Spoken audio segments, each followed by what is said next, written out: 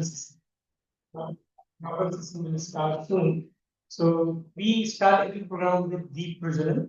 So we will start with before we go for deep prajalan, some of the logistics. We have restroom on my right, on the left.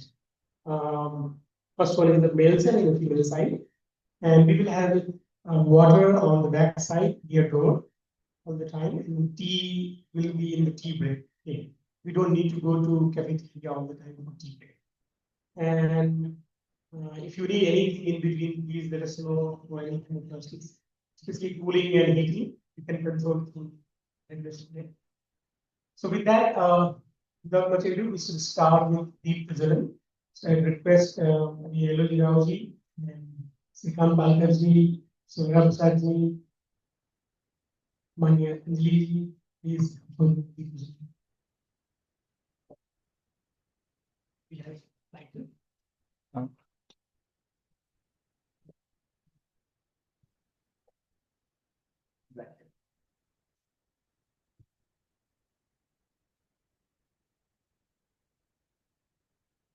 No.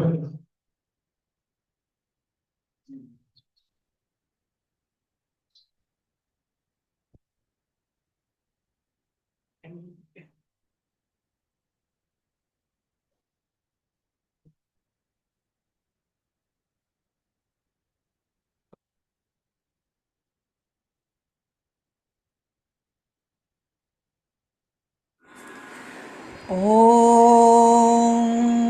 पूर्णमदः पूर्णमिदं पूर्णात् पूर्णमुदच्यते पूर्णस्य पूर्णमादाय पूर्णमेवावशिष्यते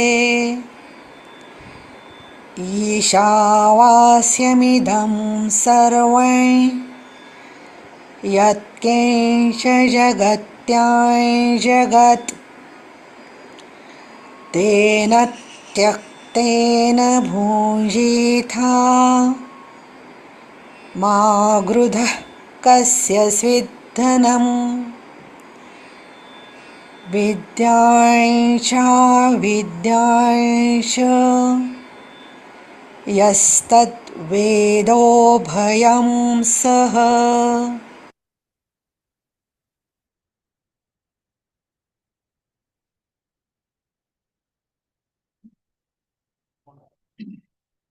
So, as you all know, we registered GIST as a 501c organization last year, moving forward. So we will start with the annual report. That's what we did last year. We did some activities, did some exciting things, some challenges, some barriers. We'll talk about that as well. So in GIST, we have 5 major verticals. One is agriculture, another one is environment, nutrition 360, and we have NGO where like my organizations we collaborate with us. So we'll talk about that as well. The very new one is the next gen scholars. You'll see a lot of new faces there. So next gen scholars means school goers. We talk about summer intensity started last year. So we'll talk about that in brief of each of the verticals in the annual. So I will start each vertical one by one, and I will request the lead of that vertical to talk about that annual report or activities in the last 1 year in 2 to 3 minutes. We'll start with the agriculture vertical. We have Professor Varad Shah, who is our board of advisor and leading overall agriculture activities. So I request Professor Varad Shah to talk about what we did in agriculture last month. Namaskar. Prakash, thank you very much for giving me this opportunity to summarize some of the activities which were done in the vertical of agriculture.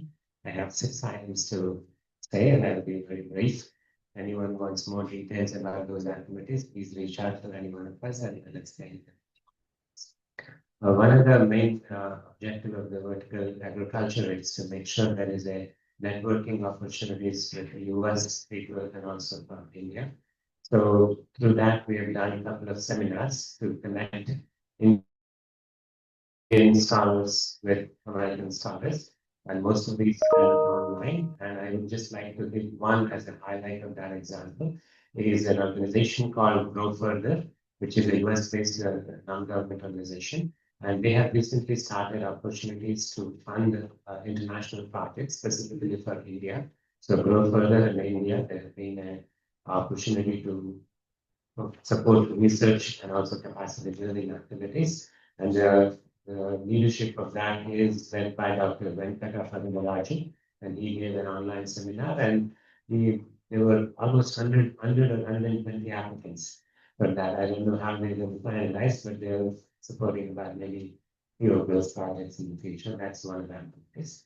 And the second one is we also facilitated the visit of some of the Indian scholars to the US. And especially because when we talk about agriculture, the Indian Council of Agriculture Research is one of the premier research organizations in India.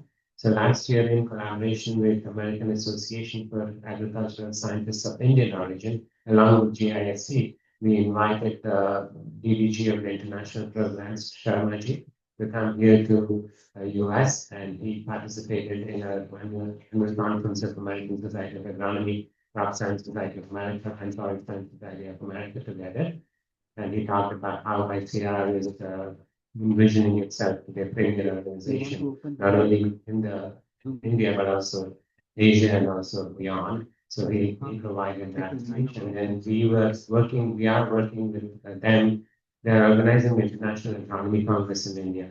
So GISC, AISIO, and Tri-Societies are trying to collaborate with them so that it will open up more networking opportunities for research scholars. That's just another example, second one. And the third one is that one of our members of our vertical have visited India multiple times, and Yogi Raji and other people have connected us with local organizations there, either their universities or the research organizations, so that we can talk to them about our activities which we are doing here. So there are several people who went there, but I would just like to mention three of us here who are in this room.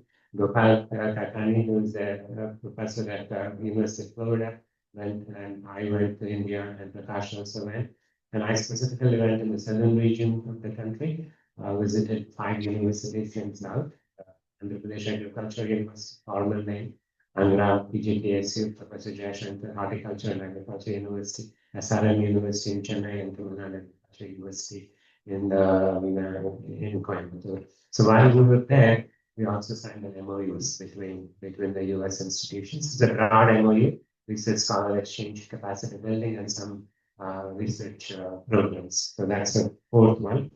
And then the fifth one is, all of you are probably aware of the International Year of Millets, which was celebrated 2 years ago, 2023, where India took the lead and UN declared 2023 as an International Year of Millets. And we'll talk about millets in a few minutes, but there is also quite a bit of interest in US in terms of millets. There's a millet mission, which is being organized by a few embassies, especially Chicago area. They organized a global millet conclave, and they invited Dr. Tara Satyavati, who is the director of the Indian Institute of Millets from India. She was also awarded an award, a big award. I'm not sure about the details of the award, but she was recognized as one of the leaders of the millet mission in India and also internationally. And the last thing is about, just wanted to share a couple of success of people who are engaged in GISC. Just like to highlight two people who are also in this room here. Dr. Kakani was recently promoted as an associate director of the international programs in University of Florida. So congratulations to Dr. And then colleague, Dr. Prakash Shah was recognized as the early career scientist by 3 societies: American Society of Agronomy, Crop Science Society of America, and Soil Science Society of America. And I'm sure there are many other people who have been successful, and part of that success is because of the linkages which we provide and the collaboration opportunities which provide, and GISC is one of the conditions. I probably took a little bit more than 2 minutes, but thank you very much for this opportunity. Again, if you want to learn more about anything about these activities, or if you want to engage further to enhance our vertical in whatever way you can, please let us know, and we'll make sure that your voice is heard. Thank you. Thank you, Professor Shah. So, in US, we have an organization called CAST, Council of Science and Technology. It's for agriculture policy. and Professor Prasad is elected as the president of class here. So we have our board members here. Thank you. With that, we'll move to another vertical and move to Veg. Veg will talk more about what we did in environment and also a bit about education vertical because he's leading both verticals.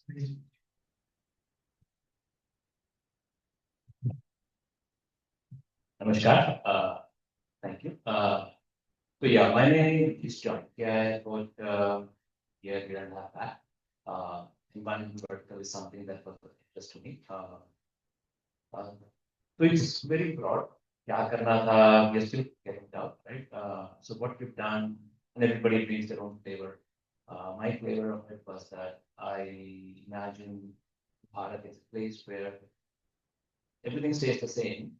If they can just clean up, maybe they just go on so that we don't find leakage, right? Just we don't find scraps of paper, plastic. I think it's a wonderful place. It's a place I feel full of contentment and joy and find peace in it. So that is my desire. Right? Whether we get there or not, don't know, right? Because I'm just gonna take small anecdotes. I go to different countries, Mexico City here, somewhere in China. I always notice they walk across the street and you find scraps. I find scraps of paper. And whenever I go find that place seems like that. I imagine Charles or Pans or maybe the Buddhas came in our place where we felt like we belong.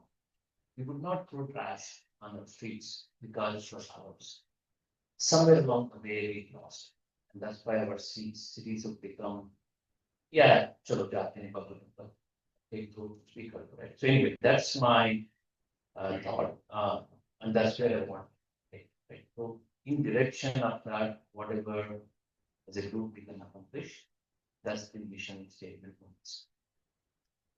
So with that said, we have been trying to do things, and anybody who's interested can always contribute. I can be a point of contact, just a point of contact. Look for ways to improve waste management. I mean, let's not have stuff fill up our land. That's one. Connect with universities where good work is being done, bring those concepts in, and connect students that want to be in this space. Maybe they are in the US and then with Bharat or vice versa. So that's the broad scope. It's still evolving. So I don't think to have an answer straight. So what happened? The last 1.5 years, we got connected with Siddharth Yachi, an amazing naval engineer. He comes from a family of people who are British, amazing guy. So in Jamnagar, what he has done is a waste management plant. And what they do, and they also have a gaushala. So they are taking care of cows that are stray cows. So to feed the gaushala, he needs to have vegetables and stuff like that. And then the cows generate manure, our compost fertilizer. So long story short, it's a self-sustaining plant that is in Jamnagar that takes waste from fish markets, meat markets, vegetable markets, restaurants, and even home organic waste, and generates CNG, which is you take gobar gas jo aata hai, huge tanks. You treat it and it all himself, right? It's amazing what he has done, and I have details of that if anybody interested. So it's a model that is sustainable. Once the waste and all the things together, he is able to run a business. So we built that out into a product, think of it as a business that we can have, like giving that in large result in trust. We signed an MOU. It's not an MOU just of understanding, but get like 2 acres of land as the solid will deliver the waste also. There's a bunch of things that are happening. So if we can make that happen, that will provide about 20 to 25 people worth of employment, and it will generate profits of about 33 to 35 lakhs for whoever runs that branch thing, right? So the point is that, and there are 5,500 such talukas across Bharat.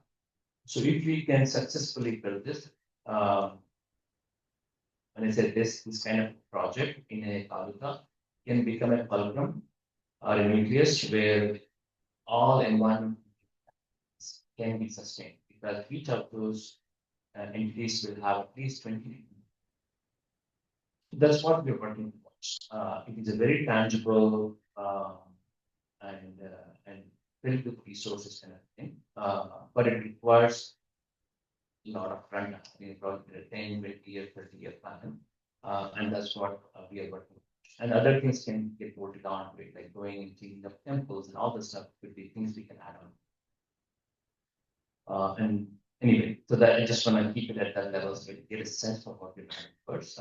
As far as I also want to talk about the membership in the group, there's myself, of course, the same. There is Raveen Ji from Berkeley now, yeah.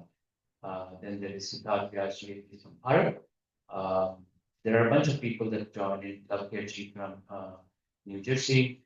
There is Rajesh Ji, is also from my alma mater, but he has also joined as well. There are a couple other that are not here, Gopal Ji and then Prabhu Ji. And of course, Nandan Kumar Ji from Mumbai is also a very regular joiner. So yeah, in a nutshell, I don't know if it's too long or not. This is at this point still an evolutionary kind of vertical. If you have any ideas, concepts, think of me as a point of contact. I'm happy to roll them in and build on it and go on. That's it from my side.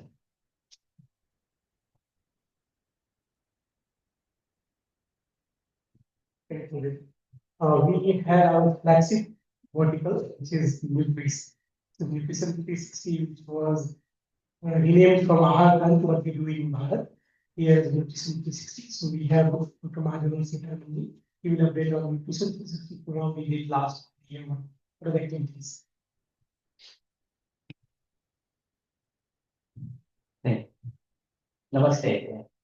Good to see everybody here at our Hindu University of America campus. So how do you like the campus accommodations? All okay? Yeah. Okay. Okay. Yeah, I keep coming here every month, so this is like home to me. And we really enjoy and we keep doing retreats here every other month. So you can come in anytime. And this is like a retreat too. And this is, I think, the second time we are coming here for the GIST. So let me talk about the Nutrition 360 program and what's happened in the last 1 year or so. Okay. So the biggest update for the year is probably Dr. Eloji, Dr. Eloji, Dr. Eloji. He's been the driving force, calling people, messaging, emailing. He's there in every meeting. We've been having meetings every week, sometimes multiple meetings. He's been a big source of inspiration for all of us. I think without him, we would not be here today with this program. And like he mentioned, Nutrition 360 actually continued from this Ahar Kranti program in India. Okay. The only difference was Ahar Kranti was mainly about malnutrition in India and improving the nutrition in India. And then we started having discussions. So how do we bring a program around nutrition in the US? And if you see, the problem in the US is slightly different. Obesity is a big problem. Wrong nutrition is actually a problem. People are still looking at this whole pyramid, diet and nutrition pyramid, which are slightly outdated for today's nutritional concepts. So we've been having meetings and we've done a lot of literature survey, research. I think more than 100 people might have contributed to presentations and research, and we have put together a lot of documents over the last year. I think some of them are here, Vandanaji, Rajeshji, and Komeshi. Many of them are here today. And a lot of IIT doctors were involved in this process too. Each of them were given different modules to work on, and we worked for a long time to kind of create the awareness document around nutrition, what are the problems with nutrition today, and all this culminated in a big Nutrition 360 launch on Ayurveda Day. Ayurveda Day is celebrated September 23rd. this year. And we had a big launch in 6 different Indian consulates in the US. Los Angeles, right? Bay Area, Atlanta, Houston, New York, Chicago, Seattle, 7. Not in India. No Los Angeles. No Los Angeles. Bay Area. 6 different consulates actually had an official launch of this nutrition 360 program. During IIT, we gave a presentation on this. We talked about GIST, about our country, what the problem with nutrition today, and how we can actually solve this and take this forward. So as a next step to this big launch, and after that, I think we've been in touch with many NGOs and communities and other organizations through whom we are actually going to spread this information about Nutrition 360. And one of the big reasons we are all here is to talk about how we can scale this program. I think we've come a long way in the last 1 year, but this is just the beginning. We need to create a lot of awareness about nutrition and how we can actually improve nutrition in this country. Maybe start with the Indian American community and then expand out. So that's why we are going to be having sessions after this today, brainstorming and coming up with content and ideas and roll-out plans for it. So thank you all for coming and look forward to the discussions today, and then around if you need to have any discussions.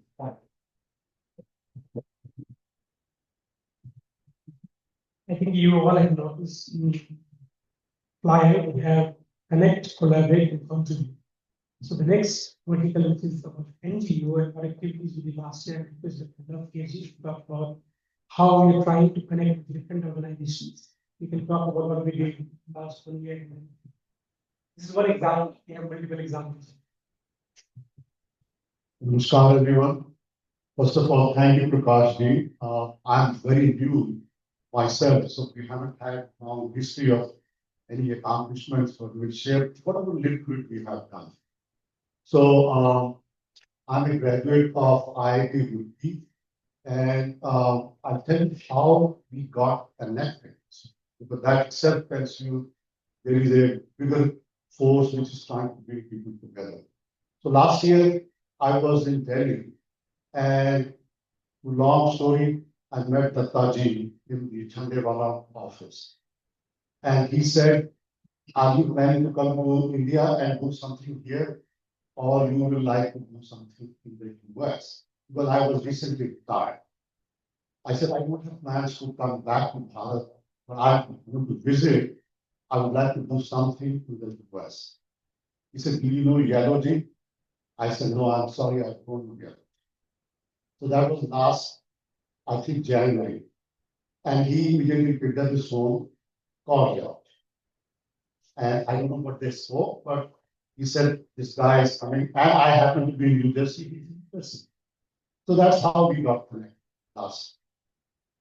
Long story short, then we met several times with Yellowji, and Yellowji introduced me to Innovate for the environment vertical, which is also my passion.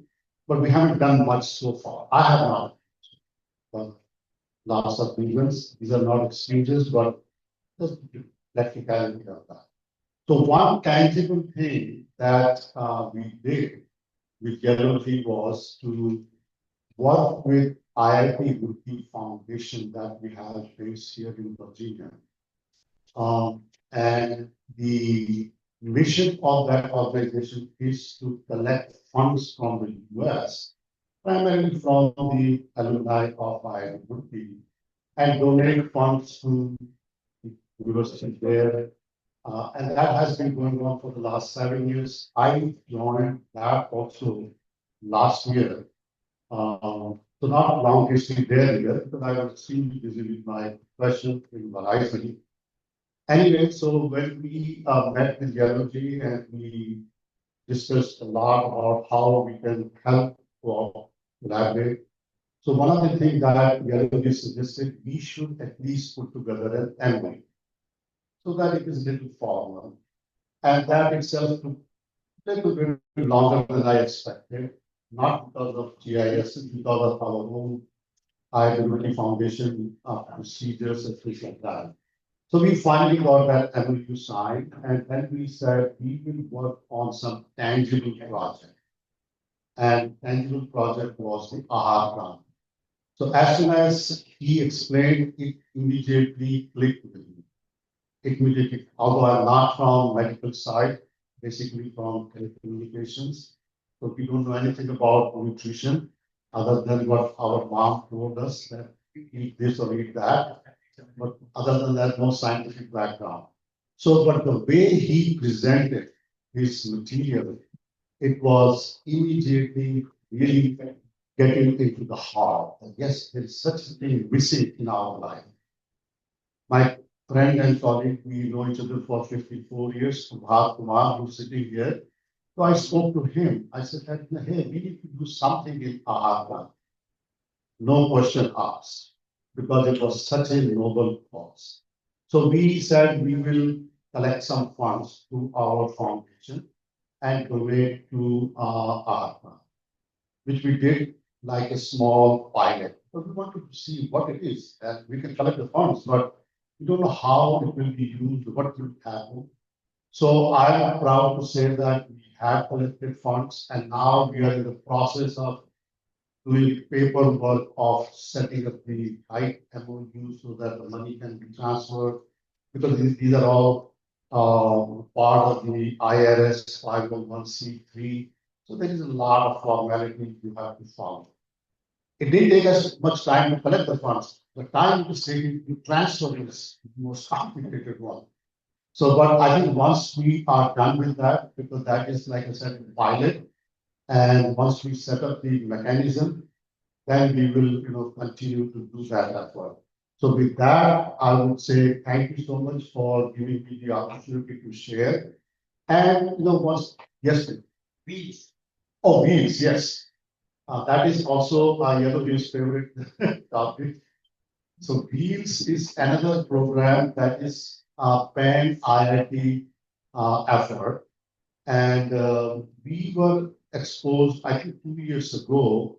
So there are a lot of people there, but and it goes into water, environment, education, health, and what is health? Lifestyle. So it has a very ambitious, I should say, mission.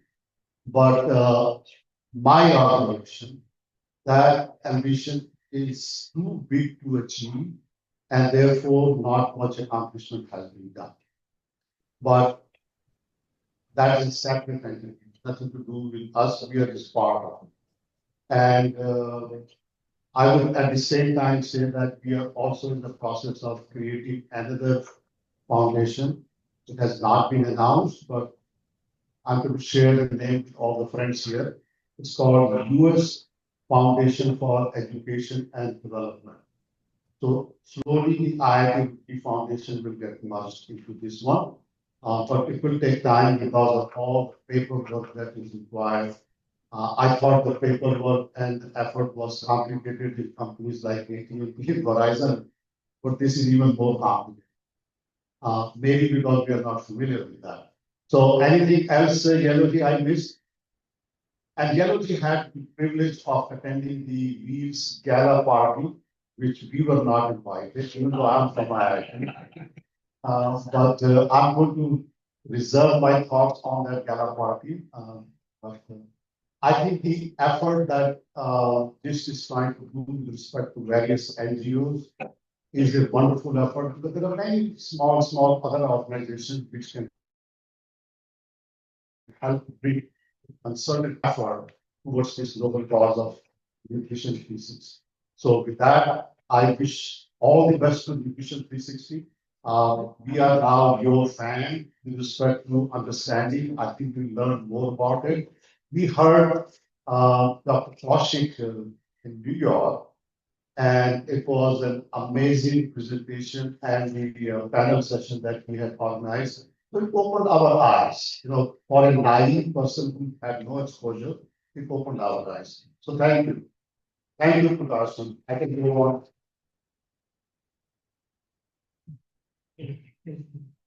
on. Likewise, the Friday Rotary Foundation, we have a couple of organizations which is working now, we'll update later. But four major organizations I'd like to highlight. First is AASIO, Association of Agricultural Scientists of Indian Origin. Those scientists are working close to 300 scientists in the US. They are contributing back to Earth somehow. Another organization is SIAGI, Society of Young Agriculture and Technology Scholars of India. And AAPI, Association of Physicians of Indian Origin, where he is working on nutrition also as well. So these three major organizations, as well as many other foundations, are working together. And with that, I will move to online Sitaram. Yes. So we have Professor T. Sitaram, who is the chairman of AICT, All India Council for Technical Education. And we are talking about connect, collaborate, and contribute. So he will mostly talk about how best we can contribute back to model. And he's our keynote speaker. So if you can pull Mr. Sitaram on screen, and he can deliver his keynote speech on how we can collaborate and contribute back to model.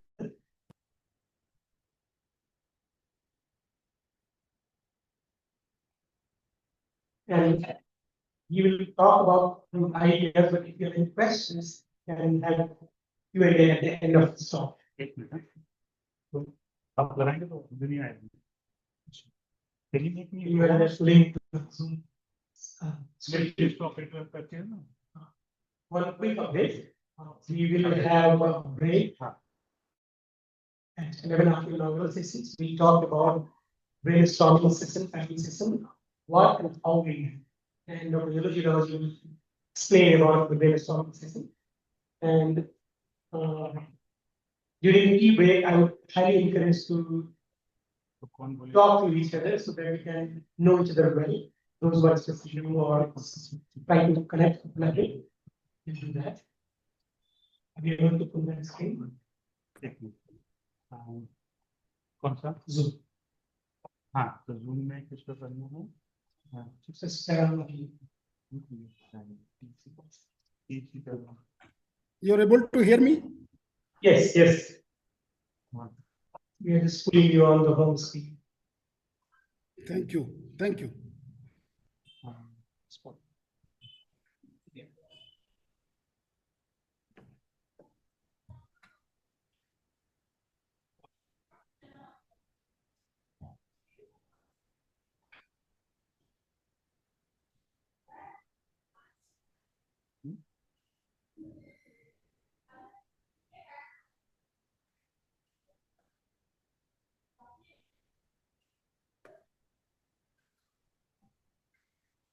और point को बंद करना पड़ेगा. अब point को बंद कर दीजिए पहले. PowerPoint on करना. That's clear. You can move it. What is it? Zoom की उसको maximize कर दीजिए. Perfect. Yes, we have one screen now. So we have GIC members and vertical lead here, and then all those volunteers here.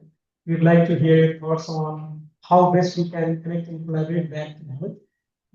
So would you like to share your screen or? I don't have any PowerPoint. I will only talk. Thank you. Because I'm a professor with difference. So I don't. Anyway, let me introduce myself. I'm Professor Sitaram. I'm professor at Indian Institute of Science, Bangalore. I'm a professor in civil engineering. Okay. I did my PhD from University of Waterloo in Canada and then postdoc at UT Austin. And since '94, I am a professor at Indian Institute of Science. Then I became the director at IIT Guwahati. Can you hear me now? Hello? Yes. Yeah. If you are not able to hear me, please alert me so that I can stop and maybe find out what is the reason. So I actually started my career at Indian Institute of Science. Before that, I was in North America only, about 10 years. And then now I am the chairman for All India Council for Technical Education. So good evening to everyone. Warm greetings to all of you from India. It gives me an immense pleasure to speak to the just annual meeting. And I knew Dr. L.O.G. Rao, who was a contemporary to me at Indian Institute of Science when I was doing my master's. He was at Indian Institute of Science doing his PhD. So I represent the All India Council for Technical Education. I hope in the audience, a lot of engineers are there. I assume that, but if not, pardon me. And I just wanted to briefly tell you, AICTE is a regulator for the engineering, management, design, education in the country. It started actually through the Act of Parliament in 1987, when Government of India saw a large number of engineering colleges started mushrooming in southern part of India, starting from Karnataka, Tamil Nadu, the Kerala, and that time United Andhra Pradesh, and then Maharashtra. So when large number of engineering colleges started, the Government of India thought that it should be regulated in terms of quality as well as numbers. So the birth of AICTE took through the Act of Parliament in 1987. Okay, and the first 5 chairmen were the Minister of HRD, and the first full-time chairman is Professor S.K. Khanna, who was the former Vice Chancellor of University of Roorkee and presently IIT Roorkee. Since then, a lot of things have seen, this institution has seen a lot of changes, and 4 directors of IIT had become the chairman of AICTE, and I'm also one of them. And the last 6 years, Professor Sahasrabuddhe was there, and then the last 3 years, I took over as the chairman. So I just wanted to tell you, AICTE is today is more than a regulator; it's a facilitator. So we facilitate, like that's where I am actually talking to you today, to the GIST forum. So how do we facilitate Indian diaspora who's staying outside to our institutions? To give you that context, I have to give you some little background about this, because I myself, spent about 30 and odd years at Indian Institute of Science, and another 4 years at IIT Guwahati. I also didn't know much when I joined AICTE. Since last 3 years, I'm the chairman. So I understood a little bit, and that little bit knowledge I will first share, and then, put a proposal how we can collaborate with Indian diaspora who are sitting in the North America. And I understand that all of you are excelled in your own domain, and you have led the teams and in science, technology, and other areas.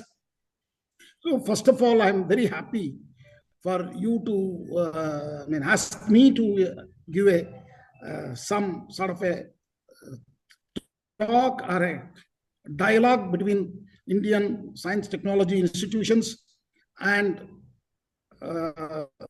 US Indian diaspora who have really excelled. So AICTE today has about 14,000 institutions.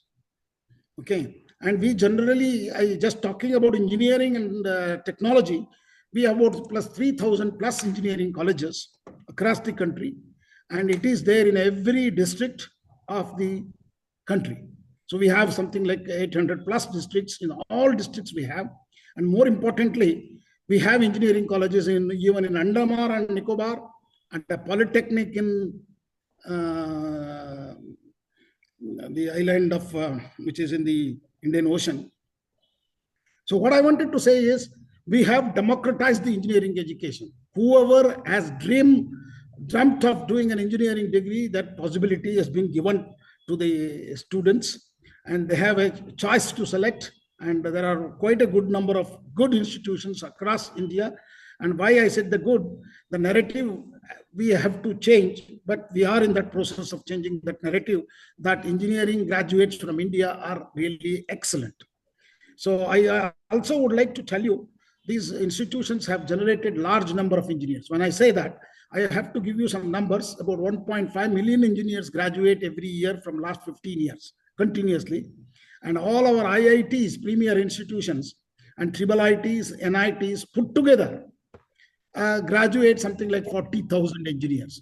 So that means 40,000 against 1.5 million, it's something like 1.5 to 2% only are our elite institutions. Rest of them are what we call ourselves, second and third grade engineering colleges. But majority of these engineers are only actually positioned themselves later on with a master's or a PhD somewhere else and have contributed to the nation building. Whether it is ISRO, 100% of our people are from these engineering colleges, DRDO, BARC, and even in creation of digital public infrastructure, majority of them are engineers from these engineering colleges. Okay, even I will go on an extra step. All my IITs professor, I myself have taken a stock of this and I wanted to tell you and share that information. 90% of my IIT faculty are from these institutions, their BTech degree. Okay, then they might have done one degree, MTech, PhD somewhere else, even in Harvard. So I keep in a lighter vein. I always say, if I ask a professor of Indian Institute of Technologies and even Indian Institute of Science, where did you graduate? They only starts with, I did my master's from IIT Bombay, PhD from Carnegie Mellon, postdoc from Harvard. They'll never tell you where did they graduate from. They would have graduated from one of these engineering colleges. This is the real number statistics coming from the chairman IICT. So we eager to diverse the disciplines. Today, what is happening is large number of students are not coming for a master's program. And we are today largest producers of even PhDs. And quality is quite good because many of our PhDs go abroad. And contribution to science and technology in terms of papers, patents, startups, mind-boggling. India is now has risen and it is competing with the world, and world has taken note of this. So in the diversification of disciplines, what we have done in the last 2-3 years as chairman AICTE, we have now allowing our BTech students to do a specialized course in quantum technologies, biotechnologies, and then cyber security, data science and artificial intelligence. These are the new minor degree courses we are offering them while they are doing the BTech in core engineering. And in addition to that, a master's program also, leaving the conventional core engineering MTech degrees, we are also offering courses in MTech in defense technology, MTech in space technologies. We have already started that. And we are also planning to do MTech in atomic energy technologies and similarly many other areas. So our focus is on emerging technologies like cybersecurity, robotics, mechatronics, and all these areas. Large number of graduates are coming in. We do have problems. I'm not saying there are no problems. Everything is not rosy, but our kids are really doing very well in terms of experiential learning, thanks to NEP, collaborative learning, peer learning, and self-learning through Swayam Plus platforms, one of the largest books platforms in the world. I mean, it is as competing almost with your MIT MOOCs platforms. So we cater to diverse disciplines, as I told you, from engineering to technology to management, architecture and design, vocational education and applied arts. We are also focusing on skill development, and skilling courses are also been provided to the students while they are in the college. We have actually created what is called as National Education Alliance for Technology. It's a NEET, a portal where more than 160 edutech companies partnering to cater to skill courses to our students.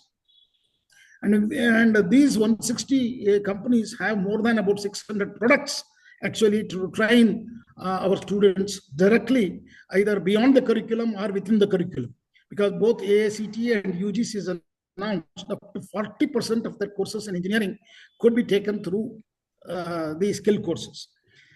But in the ground level, there are a lot of things have to be changing because our universities have to adapt to these new changes, because we are now practicing the national education policy in the last 5 years only, where we brought in a lot of flexibility to students, and it is a student-centric policy. As we look towards Vikasit Bharat at 2047, our vision is to position India as a global leader in technical education. For the time being itself, our numbers are so large. Our engineers who have graduated from India, and even the managers with MBA degree or a PG diploma in management, are omnipresent in every company of the world. And I don't have any hesitation to tell you that our people are doing exceedingly well, whether it is America, Europe, or Canada, or Australia, and even New Zealand. Okay, and definitely in India, because most of our scientific institutions like space defense, atomic energy are doing exceedingly well in the top of the world, at least in the top 3 to 5 positions in the world, with all the problems of funding, research, environment, or with all that, and with all the problems of many other issues of publications, availability of journals to our people. But I think we have done exceedingly well, but there is a long way to go to become a developed nation by 2047. Our Honorable Prime Minister's vision is to put India into at 2047. As you all know that we are the 4th largest economy, rising economy, and but economy is closely linked to higher education. That's where at Ministry of Education, including AICTE, is a major part of it, because we run professional courses. And the demand for professional courses in India is very high, and it is really a big time for us to look at it. So AICTE has actually declared the year of 2025 as the year of artificial intelligence. And very soon in November, we are planning to have a AI Mahakumbh in New Delhi at AICTE's office, and it is followed by, as a precursor, we are going to have a AI Impact Summit by the Government of India. More than 100 countries are expected to participate. It's going to happen in February of 2026. It's the next conference which happened in AI Action Summit, which happened in Paris this year, this February, where Honorable Prime Minister addressed all of us. And next year it will be in Delhi in Bharata Mandapam. And that is where we are actually getting ready to collaborate. So in that process, as a regulator, we have made all our institutions to have an Institute Innovation Council, and we support them for the patent filing, and we guide them, and there is a large awareness. And today we are one of the recognized country in number of patents filing, but this culture needs to go further. And also integrated AI into curriculum. Our curriculum, actually, we have done exceedingly well. I can tell you why. All my IIT faculty sit down together, and we design the curriculum at AICTE, and this is a model curriculum we offer to the institution. We don't force them, so there is a local for vocal, and all of this can be incorporated. And I just wanted to share with you, if you ask a question to ChatGPT today, how is the model curriculum of AICTE in engineering and technology developed from 2021 to 2025? Is it relevant, contemporary? If you ask a question, first of all, ChatGPT will tell you an excellent question, and answer is, yes, it's contemporary, comparable to any top universities in USA. But delivery is the issue. We have almost 6.5 lakh teachers, and that's where I wanted to inculcate a culture of research and innovation of our institution. We have made mandatory research cell in all our engineering colleges. See, we have 2-3 tier of institutions in the country. One is the premier institution like Indian Institute of Science and IITs. The number 2 institutions are all these professional colleges under AICTE. And number 3 is a very large number. 80% of our students in higher education study in the bottommost pyramid, that is called BA, BSc, BCom programs, which universities offer. There are about 1,200 universities across the country, both in the private sector and the public sector. And majority of these universities are actually state supported through the State Act, as the education being a concurrent subject between the central government and the state government. The education is today, higher education is mostly in the hands of the state governments, and also 70% of them are private institutions. Okay, so here the reason what we require is, we know the problems. Problem is we need a faculty upskilling. Our kids are very smarter, actually. They are very well versed with the technology. And today we have, everybody has a smartphone, and our digital public infrastructure is on a very strong footage. And we have not much of a, I can say, digital divide, because many of you might have left India for a long time. But India is today, at least digitally, very well connected. So faculty upskilling is our challenge. So AICTE has created an Atal Academy that is called AICTE Teaching and Learning Academy. And this academy has trained 300,000 teachers so far in the last 3 years.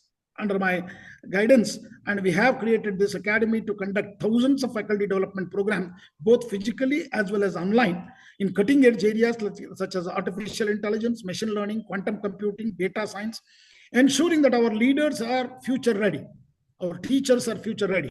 So I'm also talking about AI in a learning platform. Swayam is our MOOCs platform, one of the largest, more than 10,000 courses on Swayam platform, which is again run by IIT Madras, and where students can take these courses through a self-learning mode and a flexible mode and take an exam to NPTEL and also get a credit.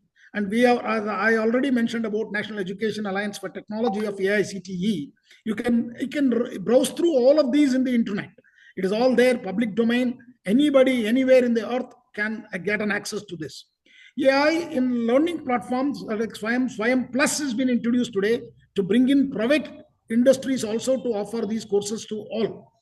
So similarly, our as I told you, we also AI for innovation strategy. Every institution has an Institute Innovation Council, and we have an innovation cell, and we have a Yukti repository of all their activities, and then the innovation different levels of we have classified them, TRL different starting from 1 to 7 to 8 TRL level product or process innovations have been listed in the Yukti repository. And Smart India Hackathon is one of the largest hackathon, open innovation hackathon happens in the world. So last year it is about 300,000 students participated. This year 500,000 students participate. And Honorable Prime Minister Narendra Modi ji, every time since 2017, he has interacted with the kids on Smart India Hackathon, the winning teams. Every time. Every year religiously, he does it in December. And this gives a lot of motivation to the young people of India. And they are very keen to participate, to do something. The Smart India Hackathon happens in two modes. One is a software hackathon. Another is a hardware hackathon. In a software hackathon, it is 1.5 days non-stop, but the problem statements are come from the government of India. All 9 ministries use the problem statement, and students in a team work solve these problems. And in hardware hackathon, they build products using technology. Okay, so we have witnessed an exponential rise in the student startups, and today we are the 3rd largest startup capital of the world, and hopefully in the same momentum continues. And I think we will be soon number 1 in the startups, much before we become number 1 in the economy, number 1 in the higher education field. AICT is deeply focused on employability, and with our National Apprenticeship Training Scheme, NATS, and several programs like NAPS. And in addition to that, we also have what is called as AICT Internship Portal with 75,000 companies with more than 2 crores. We have opened our internship portal through Ministry of Education to beyond engineering, beyond management, and even to the BA, BSc students as well.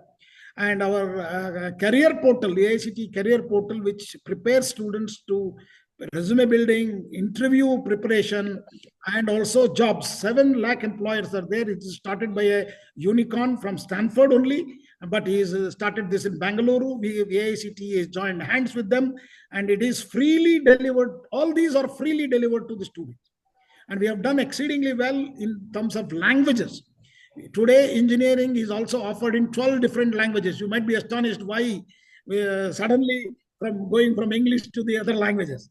So, but we have made an opportunity to create it for a rural student who are not good in English, can also do and learn the English part while they're in the college. So we have developed textbooks in engineering and polytechnic. It is not run-of-the-mill textbooks. They are outcome-based textbooks developed by our senior professors. There are 600 books available in e-cum portal of AICTE, which are technically, one of the best books I can tell you. Please remember when I say that, I also got educated in North America, and I'm a professor at Indian Institute of Science, and I was a director of IIT. I can confidently tell you these courses are one of the best because they're outcome-based textbooks, and there are 600 books. 600 textbooks are already ready in 12 different languages for following the AICTE model curriculum. So what I am expecting from you all, that's where I am come to the last part of my speech. And where, I was talking to Dr. L.O.G. Rao, and I hope he is there in the audience or online somewhere. Maybe he will also briefly tell you what is the intention of this meeting. The meeting is to invite you from 1 day to maybe 6 months to 1 year, whenever you visit India. So associate not just with IITs. See, the problem is many of us are carried away by the brand IITs. Okay, IITs are doing very well, and we call them as Institute of Indian Technologies. I'm not against IITs, but there is a hungry young people in the rural part of India where engineering colleges have been established. Actually, they need your help more than IITs, because IITs are doing reasonably well. And that's where I wanted to appeal to you whenever you visit, because it's we expect you to do voluntarily and come, and institutes will definitely take care of your stay and other things when you are there. So, and we also, as an institution, support students through a lot of scholarships. We close to about 400 crore scholarships directly transferred to the students, called DBT schemes, because we are digitally very strong. So everything happens online, digitally, to the right people and right institutions. Okay, I can confidently tell you in the last 3-4 years, we have transformed AICTE to a very transparent, robot, electronically, completely online system. AICTE will continue to guide and empower institutions across the nation to embrace, newer technologies by our students, faculty. So 3 faculty development program I would like to highlight. Jointly with the Indian National Academy of Engineering, we have started a program called CEEE, Center for Excellence in Engineering Education. This is again jointly with Infosys has funded us for the Indian National Academy of Engineering. Indian National Academy of Engineering and AICTE jointly developed this, and all 5 IITs are the host institutions. The senior IITs, IIT Madras, IIT Bombay, IIT Delhi, IIT Kharagpur, and IIT Kanpur. These 5 IITs are enrolled this CEEE program, and we have a goal of training about 3,000 teachers. We will not teach them a course per se, only how to teach pedagogy and what are the newer topics, whether we'll also introduce them artificial intelligence, data science, robotics, and newer areas. And the another second program is also, we have joined hands with one agency called CRISP and Maker Bhavan from USA. And these people are trying to create experiential learning. So they are also the trainers of trainers we are planning to teach. And this program is, again, we are planning to touch 1,000 bottommost engineering colleges, not top performing. Bottommost rural engineering college, 1,000. We wanted to create this. We are also creating Center for Excellences in these institutions, Drone Center, and AICTE Idea Lab, which is actually a 3D printers and Raspberry Pis and all experiential learning tools are being provided to these institutions. And all of these are actually being made available to the students. Our students are really now learning through experiential learning, collaborative learning, peer learning, other than just teacher-assisted learning. When you are left, we only learned through teacher-assisted learning in a classroom, taking notes and writing exams. But today, students, a lot of them have been changed. A lot of changes have happened thanks to national education policy, and this government is really very supportive for implementation of NEP, and we have done exceedingly well in the last 5 years, but a lot of things have to be yet to be done. There are bigger job. Why? Because we are going to have another 5 crore students in higher education in 10 years to come to achieve a gross enrollment ratio of 50% by 2035. So GER is very closely linked to the economy as well as to be a developed nation. So gross enrollment ratio in higher education is very critical. Our goal is to reach 50% by 2035. To do that, we require large number of universities, institutions, and teachers, and not only the materials. So I feel I'll actually stop there, and I appeal to every one of you. I think it's a golden time in India for education and science and technology. And I think we need the expertise of your whatever expertise you have, if you are ready to visit our institution, write to us. We will also create a platform with just so that you can connect you to the institutions closer to your home where you are visiting, either your parents or your family, your friends, whatever. So that there will be a win-win situation for all the just members as well as the institutions. With this, I will stop and take some questions because I've exactly taken about 30 minutes. Beyond that, I don't want to say because I know all of you very, very distinguished people. And thank you very much for patiently listening to me. Namaskar, Jai Hind, Jai Bharat.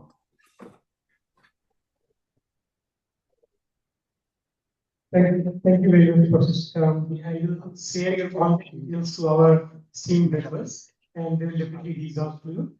We have some questions on the line. But we will do it. Oh, you have to speak to the mic, Professor. I don't know. It's a little closer to the mic. Thank you very much. Can you hear me now? Yes. Thank you very much.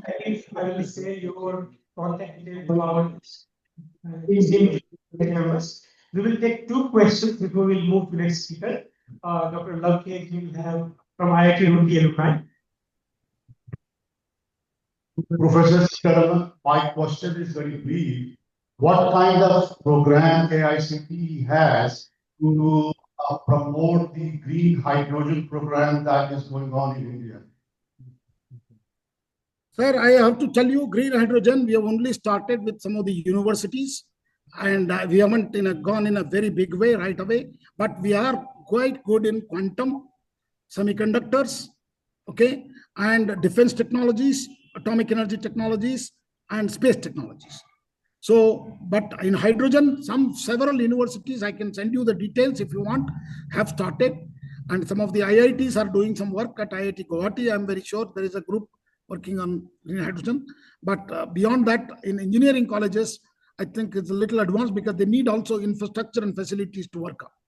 So I'll stop there. Thank you. We'll take one last question.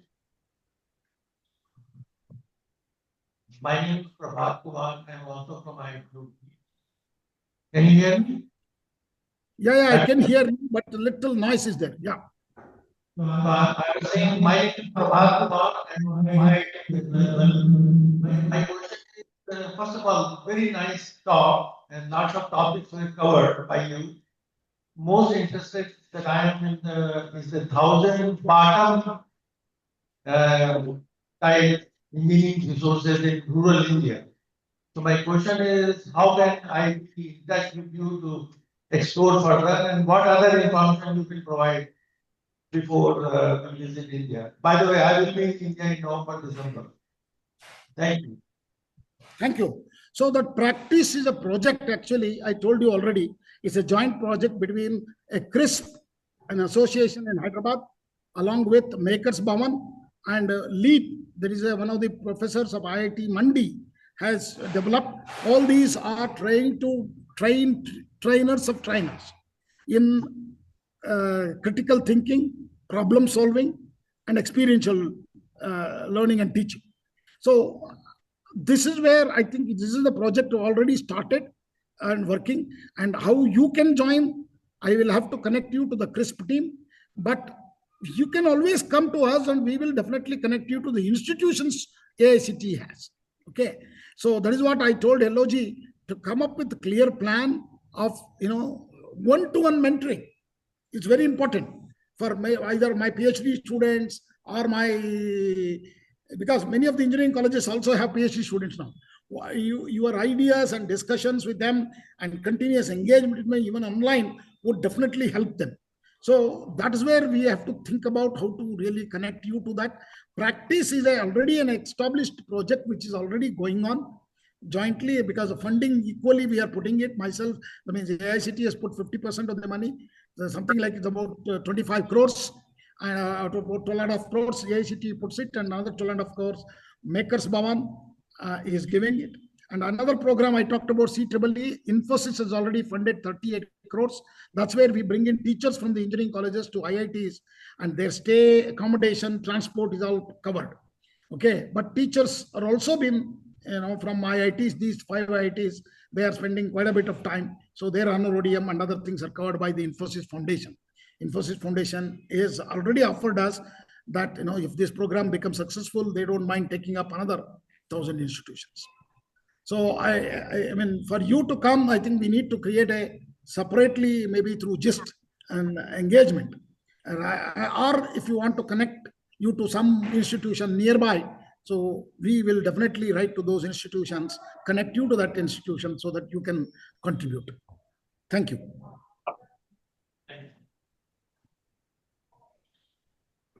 Thank you very much. So I think we will have a lot of questions through email and contact details, and we will Thank stop. you. Thank you very much. Bye-bye. Namaskar.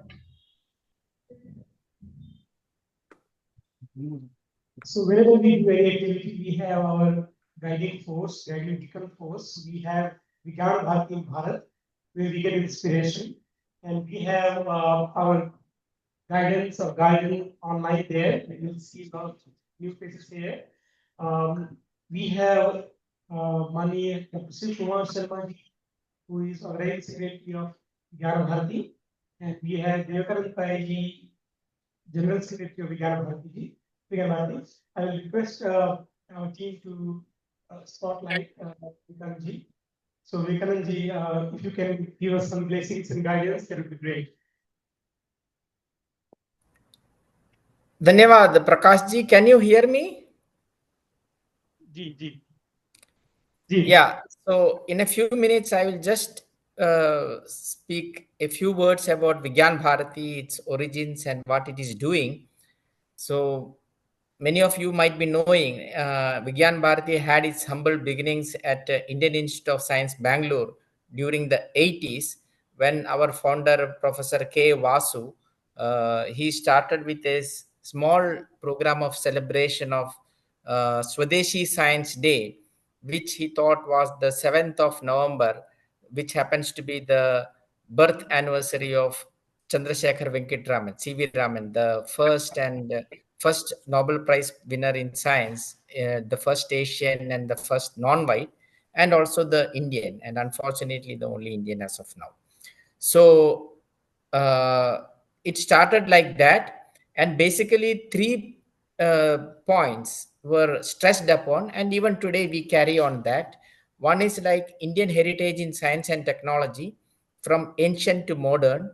To some extent, we just name it as Kannada to Kalam.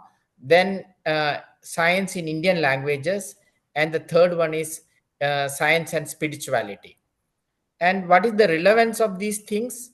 For example, Indian heritage in science and technology. Most of us know about the steel pillar, iron pillar in front of the Qutub Minar, and then other places also. Actually, we have a program called Bharatiya Vigyan Sammelan, where we give opportunity to everyone to present in their scientific papers in Indian languages also, apart from English and Hindi. And also we bring together karigars, craftsmen from other various parts of the country who have traditionally have their own technologies and other capabilities. So a couple of years back, during one of our programs, we brought agarias from the area of Jabalpur, who have been traditionally making this kind of steel. It is a part of their religious ritual where they collect the iron ore in terms of the earth, red earth, from nearby their parts, and then they go through a ritual kind of process, and the end product is the steel, which actually is what is used in the iron pillar also, which is non-rusting for thousands of years. Now the question is, how can we scale it up? But unfortunately, our largely establishment was not even aware that these things were available there. And we all know about Ayurveda. Actually, Vigyan Bharati is having one of the largest platforms of Ayurveda in the world, called World Ayurveda Congress. During our last World Ayurveda Congress in 2024 at Dehradun, more than 10,300 delegates had come. 58 countries were represented, and we had around 352 international delegates with more than 178 sessions and all that. It is a massive event. But there we have sessions on ethnopharmacology, and Vriksha Ayurveda, Pashu Ayurveda, which is veterinary science, and all that. So this way, we are actually bringing across our traditional sciences also and technologies, and as well as trying to have it interact with modern science and technology. So that is one aspect. And about science and spirituality, we all know that this is the 100th year of quantum, and it is in 1896 that Swami Vivekananda met Nikola Tesla in the US when he came to Chicago, and where he asked Tesla whether he can bring in that mathematical formulation for force and matter to be um, expressed in terms of energy, which he couldn't do, and later on Einstein did. But the point is, like today there are streams of convergence between what that Indian philosophy, like recently there is a book by Carlo Rovelli on quantum, where he mentions about the contributions or thought process of Nagarjuna. He mentions about how Schrodinger and Einstein were influenced by Vedanta and Vedantic Hinduism. So these are emerging areas. Now there is a lot of research happening on consciousness and matter, which Indian philosophy, Indian science has a very strong foundation in that, and which is actually at conflict with what modern science is trying to do with what is the origin of consciousness from matter, whereas Indian philosophy or Indian science thinks it is the reverse, and it is actually the consciousness that has given birth to matter. So these are areas where Vigyan Bharati is working through different programs. As far as science in Indian languages is concerned, we have for the students, we have something called Vidyarthi Vigyan Manthan, which is one of the largest online examinations for science. And just today, yesterday, its registration for this year closed, where 2.5 lakh students registered. And this has examinations in 14 Indian languages, including Sanskrit and Urdu. So we are giving opportunities for students to engage in science and know about Indian science, Indian heritage in science in their language also, and compete in their language also. Then we give them an opportunity to compete, participate in a national, to the selected students in a national institution like say IIT Kanpur or IIT BHU, then BARC, Indian Institute of Chemical Technology, where they have a science camp. So there is a screening process before that. Then we have something called Bharatiya Vigyan Sammelan, which is upcoming in December 26 to 29 at Tirupati, which will be inaugurated by Param Pujya Sarasangchalak Dr. Mohanji Bhagavat, where we give actually opportunity for, as I mentioned earlier, persons to present their papers in different languages. So we have now received papers in Sanskrit, in Odia, in Telugu, Tamil, Malayalam, and other languages also, apart from English and Hindi.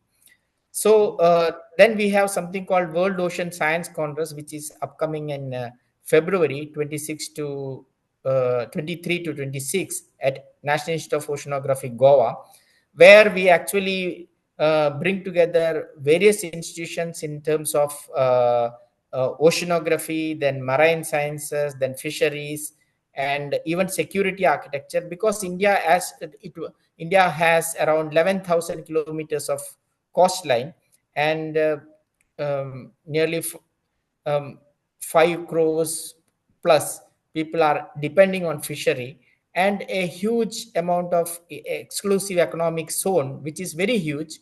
It is almost like near to the landmass of India, and which has today the government of India is also coming up with the deep ocean mission and activities like that, and which has huge resources.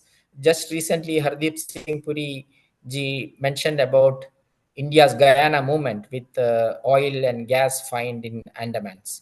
So we are bringing together different stakeholders in that, including fishermen's representatives also, and we facilitate technology not transfer actually that information and connect the people, and across the organizations also they come together on that. So these are some of the activities Vigyan Bharati is undertaking. There is something called Tech for Seva, where we bring together the CSR and the R&D institutions and also the grassroots organizations. Then we have a women's movement called Shakti, empowering women, and we have a National Ayurveda Students and Youth Association, NASYA. Like that, we have around 19 verticals. We have registered units in 38 plants across the country, and from Leh to Leh Ladakh to Kanyakumari and Gujarat to Assam, Vigyan Bharati has some kind of activity going on across the country today. So this is in a brief. This is um, the situation or status of Vigyan Bharati today. And the GIST was started in 2012, where it was actually Dr. Abdul Kalam at a program in Pune. He started that. And the idea was that India has a large diaspora in science and technology, and how many of them are interested in giving back to the society. So actually how we can make give them a platform to give back to the society in different ways. And maybe that, as Sitaramji mentioned earlier, like they can be that they can mentor not just PhD students, they can mentor even school students also. Some of our selected students from the Vidyarthi Vigyan Manthan, most of them are brilliant students. From 2.5 lakh we are selecting 90 students. So it is a great screening process, and through a lot of hands-on activities also, apart from the tests and other things. So that is one thing. Then we are thinking of something like My Village 2047, where we can think of some holistic development of some of the selected villages in different areas through science and technology. And such activities can be possible. Exchange programs can be possible. Many of you are visiting India, like for example Ashutosh Kotwal. He has been visiting India almost on a yearly basis, and every year he comes here. We arrange talks by him. So even this year he came and we had a very good interactive session there in Pune. So many of our people, Vigyan Bharati, like for example, Dr. Shekhar Mande or Satish Shanai. Yeah, Shekhar Mande was the Director General of CSIR. So they are visiting US, Europe regularly. So we can have interactions there also. For example, once when Anil Kakotkarji came to US, there was a small meeting of GIST there. So these avenues are open. So the idea of launching a platform of GIST was to make use of all these opportunities to contribute to a developed India. So this is in nutshell I just wanted to present to you about Vigyan Bharati and our concept of GIST. Namaste. Thank you very much. We will request our guiding force in US, Dr. Yeloji Raj, so he will update more about GIST global activities, what we are doing right now, what are the recent challenges. And then our guiding force in Bharat, Manish Sreji, is there on the screen. I can see here. After Yeloji Raj will speak, then we'll get blessings from Manish Sreji. Dhanyavad Prakash. Namaste. Namaste. So those who came in 2023, that was the first meeting, and we thought we will discuss from Saturday afternoon till Sunday afternoon. But the discussion started from the Friday evening dinner itself. So this time it did not happen like that. This is starting from the first session. So in next about 10-12 minutes, I will give you a brief idea about what is GST and GST USA. Some of you have heard the earlier version. This is the revised version, the growth and the progress. Next one. You're the remote or you will be? No.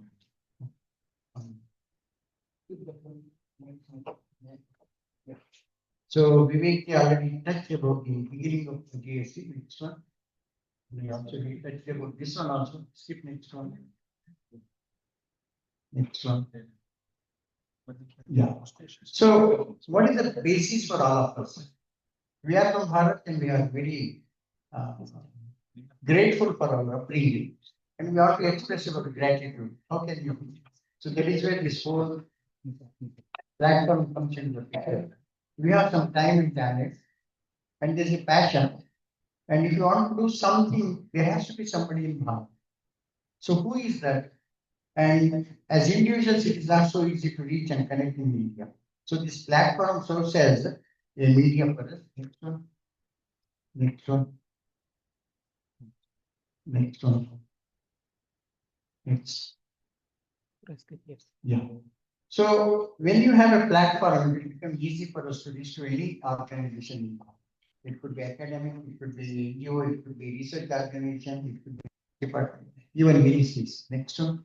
So together as a platform, we would be able to interact with the agencies, giving ourselves an opportunity to serve the country. Next one.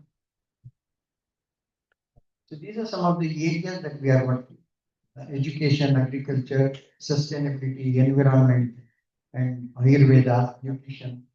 And last couple of years ago, we also started something called Global Indian Young Scientists and Researchers Innovation. It is a platform to generate leaders, develop leaders for tomorrow in academics, in government, in research, and even in corporations. Next one. Now, we also started working with other organizations outside India. I think Lokumar mentioned a brief about it. And this year, we are also going to start in US artificial intelligence. Next one. So how do we connect? So you connect with the institutions or any agency for that matter. Through the dialogue, you will understand their unmet needs. And we try to see how we can help them, how we can engage ourselves in solving their problems. Once you have the establishment, then what happens is during the dialogue, we'll also come to know new ways to work with. So we'll work on those things also. And typically one or two other individual will be there. Next one. Next one. So once we have these individuals connected with the organizations, through them we will also come to know what are the other challenges. And as a GST team, we would be able to work with them and provide some sort of solution if possible. And if we don't have subject matter experts already with us, we'll go and recruit for them. That is how exactly this artificial intelligence is started. Next one.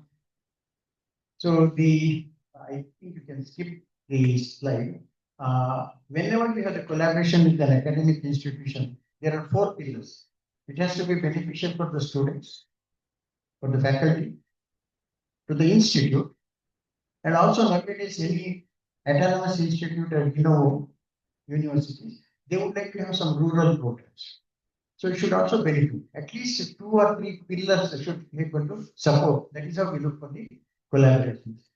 These are some milestones. Ahar Kranti initiative has been taken as knowledge partner with Ministry of Ayush, Ministry of Women and Child. Similarly, Mission Utkarsh program. Next one. The US chapter started about 2 years ago. Next one. So 3 fundamental goals here. One is what is that we can do to Bharat? Matrubhumi, Dharma Bhumi, Punya Bhumi. Second one is what is that we can do to the adopted land, Karma Bhumi. Third one is the contribution from our ancient times, our seers and rishis and munis, is so profound, but unfortunately today there is no due recognition and acknowledgement for their contribution. So what is that we can do? So we are in dialogue with Indian knowledge system team in Bharat. Along with them, let us see how we are moving. And the right side reference of the new vertical that we have today, agriculture, Ayurveda, under with not only nutrition 360, summer intern. After me, Sunilji, our Manisha is going to talk a little bit about it. Education, environment, AI, and networking with similar organization. Next one. I think Mahadev mentioned about nutrition 360. It's a dream from last 2 years. Action started about 1 year ago. Rajesh is part of that one, and then Vandana is part of that one. Mahadev ji, Ashish ji. If I miss anyone, Excuse me. Udanpani is also there. Sonal is there. There are party in this Nutrition 360, right? All the 6 consulate welcome to do these events. And the next one, the plan is that after this meet, we will have some rollout plan. We'll see how it is going to be taken to the common men. So in this session, we will be discussing about how the resources to be generated that are useful for the nutrition policy and how we need to roll it out in America. And whatever happens in America is going to happen in outside the world also. So we need to make sure that it happens a good beginning in America. These are all Ayurveda associations who are affiliated organizations. There are many more. Since we did not get the logo on time, we are not able to put them. Someji is another person who is party to this Nutrition 360. He's putting his DNA to get all these follow-up people, get the information, and these are some of the NGO organizations. Next one. I think that's all. With that, Prakash, back to you. There was an update on what we did for the last few years and what are the challenges we will talk in next 2 days and what we'll do for next few months. So we'll talk there. So we have Mani Sunil ji is our guiding force for Vigyan Bharati as well as all the community organizations. What we do here. If you don't know, everybody knows him. So Mani Sunil ji is our राष्ट्रीय अखिल भारतीय प्रचार प्रमुख of राष्ट्रीय Swayamsevak Sangh, and earlier he was organizing secretary of Akhil Bharatiya विद्यार्थी परिषद, and he's always the guiding force behind all the activity what we do here. So I will request Mani Sunil ji to bless us. Sunil ji, over to you.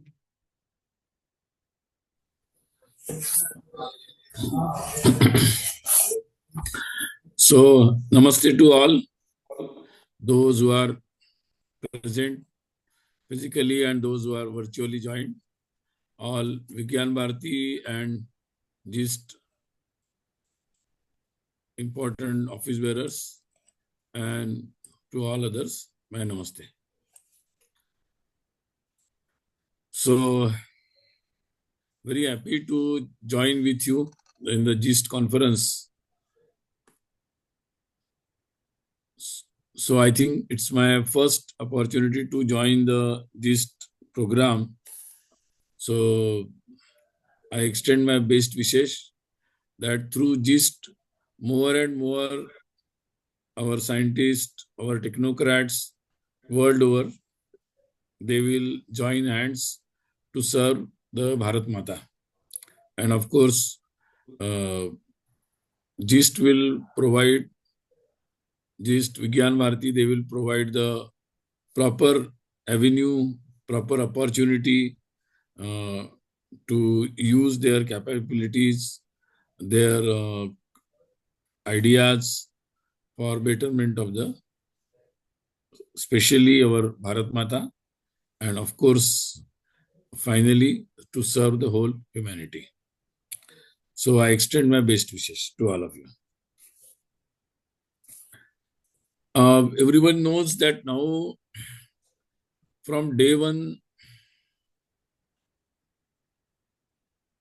our people were trying to establish a thought process among the society that to build a nation, to carry forward or nourish the culture cannot be a responsibility of the government only. It is the common people, it is the all institutions. They have to resolve and enhance their capabilities, coordinate, and then over the time they have to be stocked important persons in that process. So now, after independence, definitely there were a lot of expansion of institutions in our country. But as we know, before independence, in those difficult times also, there were so many great scientists like J.C. Bose and so many. They took the initiative, so many technocrats also. So they developed their capacities and they tried by establishing their researches, by establishing some labs, helping some new generations to develop their capacities. Of course, after the independence, they came forward, and as the opportunity they got, they came, they joined the institutes, they joined our scientific endeavors, technically advanced endeavors, and only because of that, now we are much ahead in our space technology. We could have our own vaccine and so many things. So either in a regular developments, we are in a position to achieve something. And now we can be proud of all those achievements. And this can only be possible because of the so many of our scientists and technocrats who contributed out of only passion. They contributed in these all development institutions, projects, and finally we have reached to this position. So now, as our economy prosperity is rising, and the aspiration among the society is also rising. Now it is not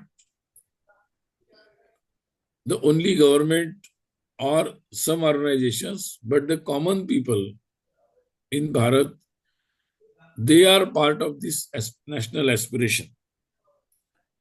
And so everybody wants to participate in that process. So now there are two requirements. One, the opportunity, the facility, and capacity building. Three things are required. So aspiration is self-motivated already in the people. Then making the facilities. So now I think as there is a lot of awareness in the society, so government is also making arrangements, facilities, budgetary provisions, policy interventions to make it possible or make it easy so that so many people can participate. Now in Bharat, there are efforts are going on that people can have opportunity in their own languages. So now it is initiated the education in all Bharatiya languages for all scientific and technical and medical education. So I think it may take some time, 8-10 years, but after that we may have such type of brilliant people who may be very great in their science and technical knowledge, and they may be very fluent using different type of languages simultaneously. So they will be the asset for our overall development. Then third thing is the exposure. So for that, or capacity building. So I think for that is specifically our scientific and technical people world over, especially in America, they can contribute very well. So by providing the ideas, by participating in the capacity building, and some of you may join hands directly in the projects or endeavors in Bharat. But on regular basis, there is a need of more and more exchanges. As earlier Yeloji Rao and Vivekananda ji mentioned, if it goes in our mind that how we can contribute, then I think we will have different type of ideas. We can guide, we can skill the people, we can jointly experiment the things, the new things. We can develop new ideas also jointly, and we can participate in the capacity building of the institutions or of the individuals, and at the ground level we can contribute for capacity building. So that is very much required. Now, as Vigyan Bharati just they have created proper opportunities, so required platforms are in place. So we can use those platforms and contribute at large. So there are a number of programs are initiated in collaboration with different laboratories, with different academic institutions, research institutions, and they are participating. Vigyan Bharati also has good connectivity of participating in the different governmental initiatives also. So I think now the infrastructure is in place. And so many people, either in Bharat or in different or abroad, they are in a positive mood. That yes, everybody is happy with the positive development in the Bharat. So everybody want to join the hands and contribute directly, indirectly. So infrastructure in place, people are enthusiastic. There is a lot of policy changes are going on in Bharat. There are a lot of other schemes are going on. So people have the aspiration. So because of new national education policy, there will be a lot of changes. And so there is a development, one more development I should mention, that the self-hoodness, that is self-reliance, Swadeshi, all these words are very much popular now. In Operation Sindoor, it was our armed forces, either military, air forces, navy, they played a very crucial role in Operation Sindoor or earlier operations also. But simultaneously, our scientific community, our scientists at DRDO, scientists at ISRO, they played a very crucial role. And now, specifically, I should talk about the drone technology, anti-drone techniques. So those techniques, instead of using the big missiles, they developed a very cost-effective mechanism to counter large number of drones and to safeguard our citizens. So I think now in all these endeavors, scientific community has a very big role. Now there is an aim of doubling the income of agriculture, farmers. So everywhere there is a intervention is needed. But with the Bharatiya values or our Bharatiya philosophy. Why? Because we need to improve, but simultaneously it should be environmental friendly. It should be our culture friendly also. And so if we want to develop such type of new things, which deadly, the world needs deadly. They are in very much need. Everybody is needed. So for that, those people in the world of science and technology are needed, having the integral view, so that they will always think how my endeavor or scientific research or my new models, new projects, new instruments will not disturb our society's cultural balance or environmental balance. So just by doing some research, for markets, just research for the new technologies, market-driven technologies, no. There can be some competitiveness, but it cannot be at the cost of our human civilization, culture, and environment. So that point of view is very important. And without that, the world can generate new technologies, can generate many things, but it may develop some new facilities, new magical endeavors, but at the end of the day, if we suffer in our human life or environments, then ultimately it will not be benefiting us in long term.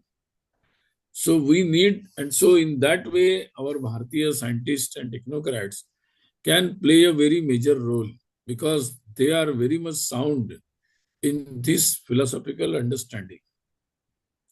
They have such type of bent of mind. And I think so it is also necessary for the gist to convey the whole scientific and technocrats community about these basic values and ethos and ethical practices and why this is necessary. And through our scientists and technocrats world over, we have to communicate to their all colleagues of different nationalities. So that can also be one of the objective of GIST. Naturally, they will have interaction. They will be visiting Bharat. They will they will be visiting the different institutions. They will be intervening or helping in policies, shaping the policies, shaping the different projects, schemes, and of course, in all they can help in new ideas after analyzing our needs. So I think all these new things which are very much needed can only be the initiatives of such minds which are very much rooted in our Hindu values. So such type of people will be much more in demand in coming future. So I think the Vigyan Bharati and its inspired GIST can play a very important role. They can be a major instrument in this process. So when Bharat is aspiring, it has reached to some point now, and people are very much interested to participate. So I think it's a very good combination. And so now it's our role to how we can engage all those people. So I think in a gist, it is a major task how to engage this such type of scientists and scientific community and technocrats.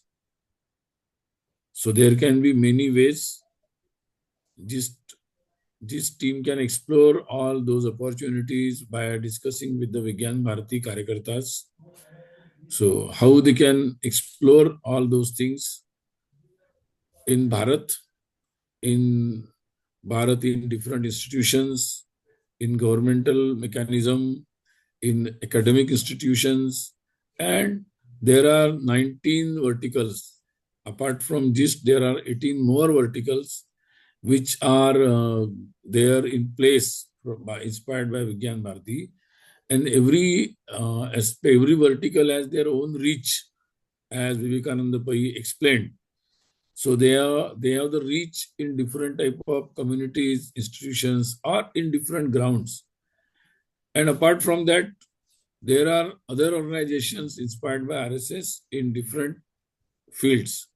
So there can be, Vigyan Bharati can explore more and more opportunities for the people, those who are living world over but our people in scientific and technocrats. So their energies and their capacities and their enthusiasm can be used in a way for the capacity building or development process. And simultaneously, they will also get the opportunity to serve the Bharat Mata. So I think Vigyan Bharati and GIST can be a bridge for this. And those who are already working in some institutions in Bharat, through our GIST, they can get the opportunity to see, to visit, to explore the newer and newer ideas, new experiments, or new endeavors world over through our GIST community. So I think it will be a win-win situation, and ultimately it will help the development process of Bharat and at the end the whole world. So I think now in this when GIST was formed, it was the imagination or it was the thought. But now after so many years, the actual situation is changed positively, more and more positively. So now it is not just to some experimental experiments, but now practically we can go at large or at the higher level, and broadly we can do much more things.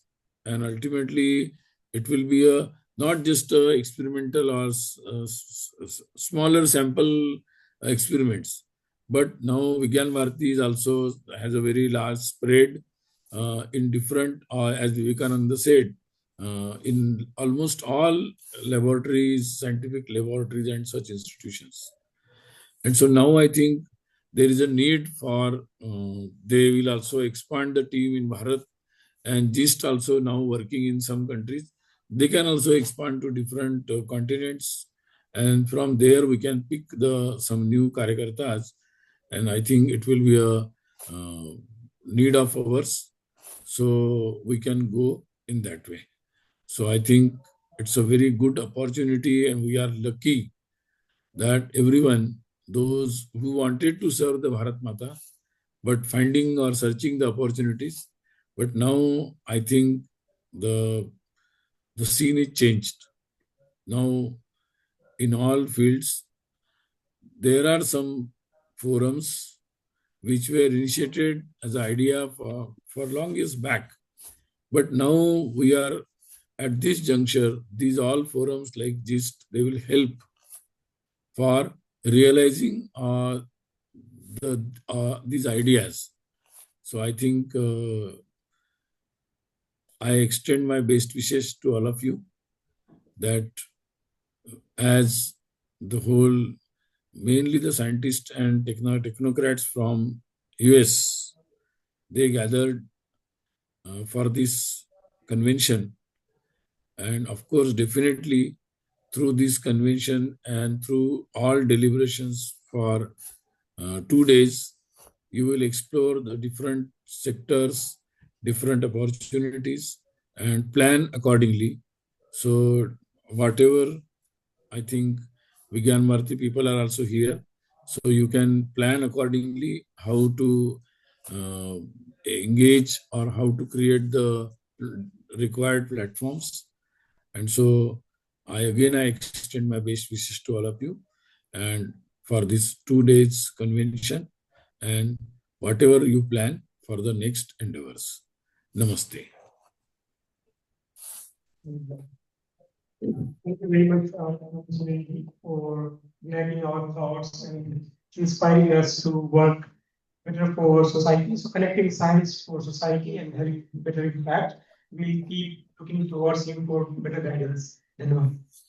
I'll request Manisha ji to talk about new initiative we started recently for next gen scholars. In Bharat, we did young professional or young researchers. In America, we started next gen scholars, especially for school goers and undergraduates. So, Manisha ji, requesting you to talk about that initiative a bit.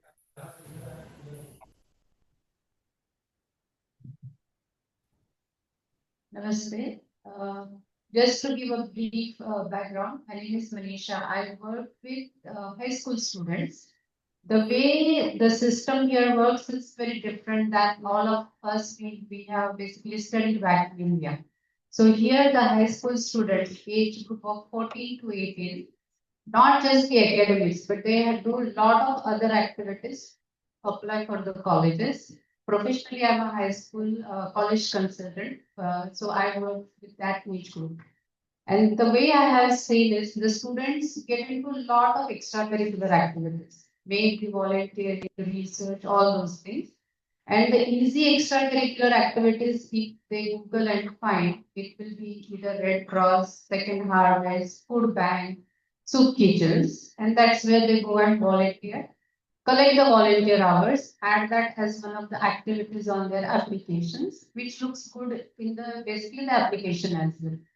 So when we were talking about the GIS, and even I used to suggest these kind of activities to my students as well. Slowly, what I started to realize, unless and until if you just tell them that, hey, come and volunteer here, they will not find any value addition into it. So as in this transactional world, they need to have some gain to participate somewhere, right? So the gain for student is, okay, you come and volunteer with the GIST or you do some research or summer program with GIST. In the process, you will learn something, but you get to put that activity on your application. So once you put in the terminology that they understand, then the response changes from the students.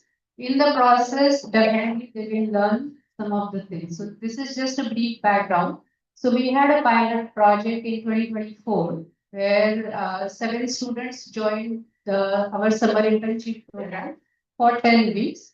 Just came up with some of the topics, almost nutrition 360, 10 to 12 topics were given to students and asked them that you guys can pick any 2 or 3 topics, do a research on it. And at the end of your 10 weeks, you do a poster presentation.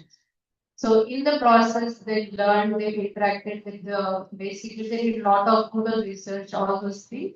And every week there was a coordinated sessions as well. It was not like, okay, this is your topic, run with it for 10 weeks. So every week we had a set of meetings with the students, the experts came, talk to them. A lot of brainstorming has happened. And then at the end, we did the poster presentation. These were some of the topics we have given in 2024 and 2025 as well. 2024, 7 students were there, all were high school students. In 2025, pilot plus 1 kind of a program, we had a pre-med student who was a coordinator for those high school students as well. And she also participated in the program.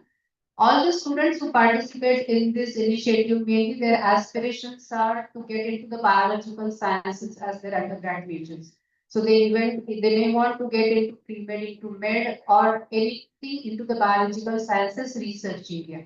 So if at an earlier and impressionable age, they get the insight into one of these topics, in the long run, it will be very helpful for them. And that's the idea behind collaborating with GIST and starting this Next Gen Scholar program. Anything, questions? Okay, or yes. Anything I just basically. How one can get into contact with the summer internship? Is there any website the student, prospective student can get into? Definitely. So the way generally the timeline for the summer internship program goes across USA, October to January is when the internships opens up for the summer. Students generally start looking for summer internships during their October month, like October itself. So basically, as of today, all the high school student must be googling what I can do during this summer. So again, this year we are a little late, Yanuji, from the GIST side to launch our program. So I would say by tomorrow we should have some points and we should add at least 20 more points here, bullet points, so that students can, or you can ask them what they would like to research, and that will be helpful. The flyer will be there. I would say by tomorrow we'll see some flyer and some website where students can go and start registering themselves. At least a Google form will be there. When you say flyer under what banner? It will be under GIST banner. GIST, GIST. So it will be a GIST summer internship program. Okay. Yes.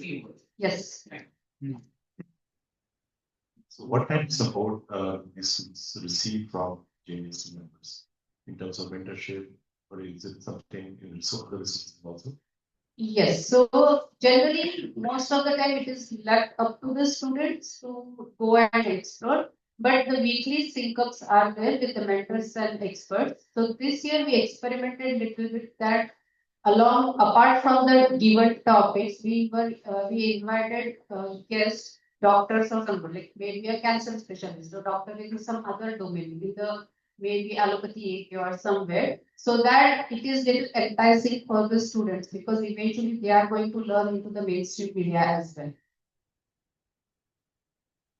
Are we connecting with the high schools?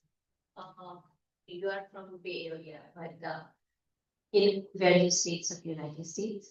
And how probably this year we will try to push this through the high school, since it's an unpaid volunteer program, then it's easy to connect through the high schools. So this year we'll try to push the flyers through the high schools as well. Bay Area, it's a little hard to push, but I have my students from different school districts, so there we'll try and see if we can scale it up at least up to 20, 25, 30 students this year. So you start the process of searching or applying for this internship starts from October. When is the deadline? So deadline generally the October is like a very earliest start of the program.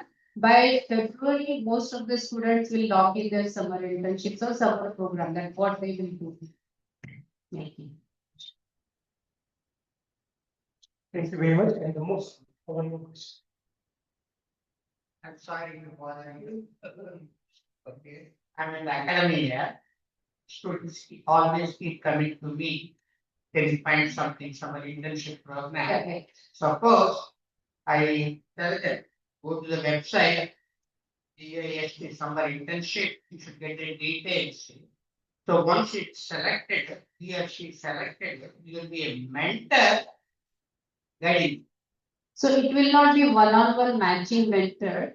So probably there will be a group of students. They need to brainstorm amongst themselves, and there will be one mentor as well. So it's not a one-on-one matching mentor, but group of students and a mentor, where they will come on a weekly Google Meet and Zoom sessions and talk to the mentor. Yes. I will just elaborate a little bit. Sure. One second. Thank you, Manisha. Manisha. this mentorship program is something like planting a seed in their minds. So is it one-on-one? Partly yes. Is it not one-on-one? That's also partly yes. What we do is we schedule 1 to 1.5 hours. They have picked the topic of their class. They do research and they come and share. There will be 2 questions for them. Did they learn something unique that they have never learned in the past because of their own research? And typically they'll highlight some of the learnings. Second, what is the challenge? And whether they have any other question. So they want to understand the next step, what exactly they need to, they will get. So that interaction is going to be one-on-one. However, in that 1.5 hours, 7 to 8, you can manage about 7 to 8 people in 1.5 hour setup. So it'll work people. So that is how it is going. This time, last year I was alone. This year, 2020 joined me, so it was easier. Next year, more people join, we can get more number of meetings. That's what Dr. Rao joined. You're nominating him? Yes. Then you can nominate Chase Lion.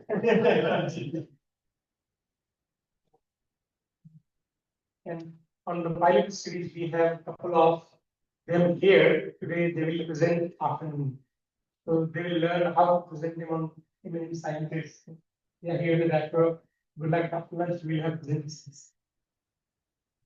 Thank you. So with that, we are now on break of green sessions. Before we go to break, I request. Just one thing for before the next session, but you complete it and then. For the break, Illuji will explain about brainstorming session and Arun will also explain about what we do. So quickly, you can brief Illuji what we do after break and then how it will we will compile in 3 sessions. First one is 11:30, second one is 3:30.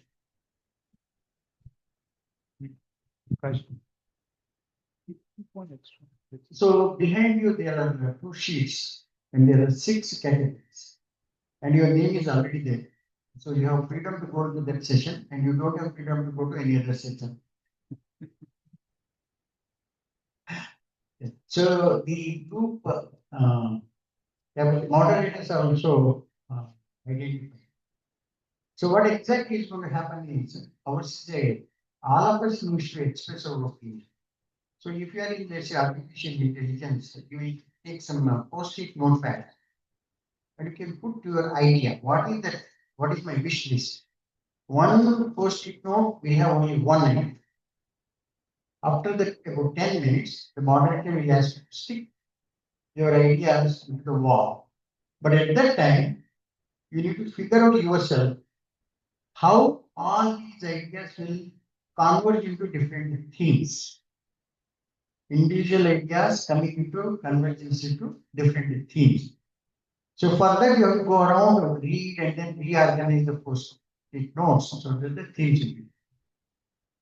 The third question is, you are going to deliberate on those themes. Within the themes, what is that we want to do? What if this particular initiative is going to be useful and helpful? For engagement. This is for generally all the verticals, except for 2 verticals. One is Nutrition 360, another vertical is NGO. They are interconnected. If Nutrition 360 is a campaign to increase the awareness about what is positive nutrition, it is a movement. What is that I want to see? What is that? The resources, content we need to push for the awareness.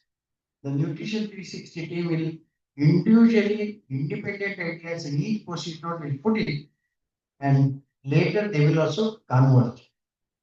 The themes will come. Once the themes comes, then it comes how are we going to age appropriate. Different age groups for different nutrition, different awareness, different content. So we need to figure it out. The fourth part of that is what are the formats? Is it audio? Is it video? Is it the presentation? Is it a poster? All those things you have to discuss. Now comes interesting for NGOs. The NGOs, they will host 1.5 hour session between 11:30 to 1. We'll discuss about what are the organizations we can reach, how we need to do within our organization, whether we would be able to work with the other organizations. We can think about all those things and have a roadmap. In the afternoon, that is after the first break, 3:30 to 5, I believe. Is it 3:30 to 5 or 5:30, whatever it is? Literally all of us will be coming together. First, the nutrition 360 people are going to say, these are the content that we are going to be coming up for the nutrition 360. Content. Then the NGO will come back and say, oh, look, this is what your content, but for us, we need additional content, this. Make sense? At that time, all of us, whether it is artificial intelligence, or it is agriculture, or the education, or the environment, you can also give your inputs. Because we are about 35 people, the session can go a little bit chaotic. Let us be prepared for that. If the chaotic is there, when everything is settled, it will become steady and firm. But let us try to come together and work on this matter. So in summary, individual ideas will convert into themes, then the details within the themes will merge, then the content development will happen in the last session, and we will align ourselves in terms of what is available, what is required, and how we fill up the gap. So if you do this much today, it will be wonderful. But why are we doing this? Why do we want to finish this today? Because some of us from this audience, we are also going to Ayurveda conference in Orlando in November 17th. In that conference, from the nutrition 360 point of view, what is the involvement of Ayurveda community has to be spent very clear, so that next 1, 2, 3, 4 years, this awareness campaign can go smoothly. That will be correct. I think I'll stop here. If you have, I don't know. Yeah. So 11:30, this will be one group. 11:50, the NGO will sit in one group. Artificial intelligence will sit in one group. Agriculture education will sit in one group. Then what is the other one? Networking with the organization, you will also sit with one. And within the education, when you agree, you can discuss that one. Is that clear? So there is same.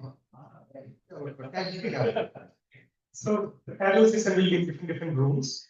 2 groups will be here. We'll do participation here. We have live oak, the office room, their main office, live oak and Persimmon. 2 groups will be there. And there is a chapel of house, where 5th group. 2 plus 2 plus 1.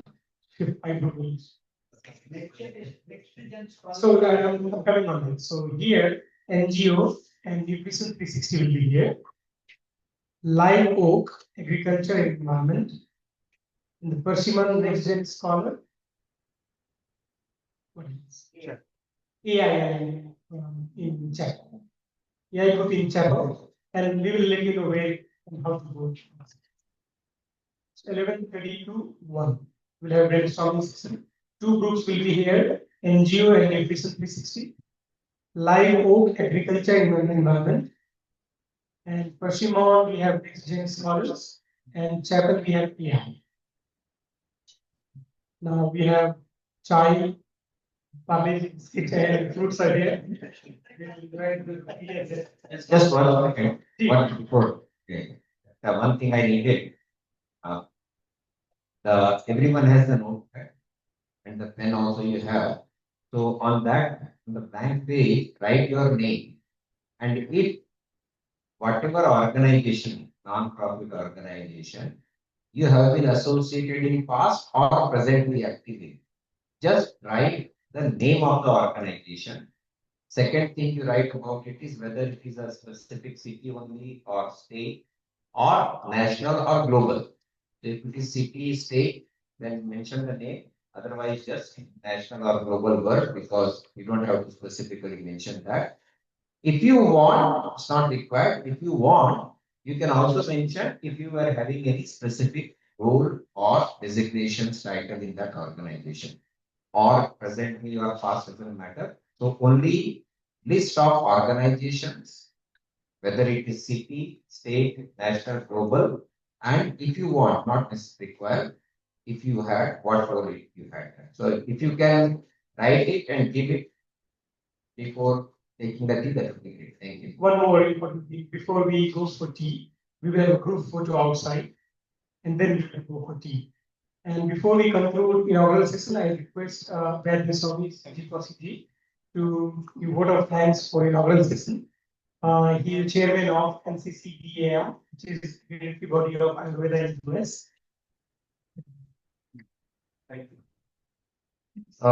It has been a learning experience. So 2 questions which were asked before.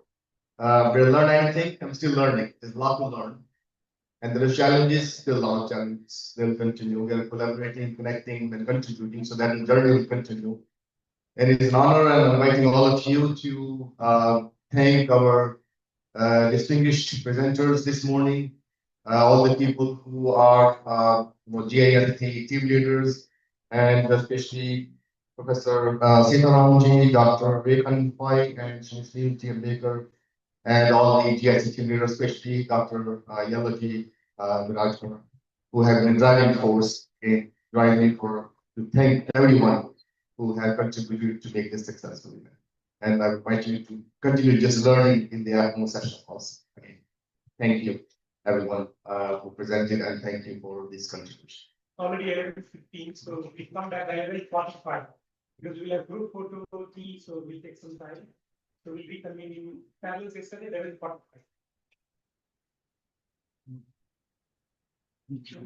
We'll go to group photo first outside their office, and then we'll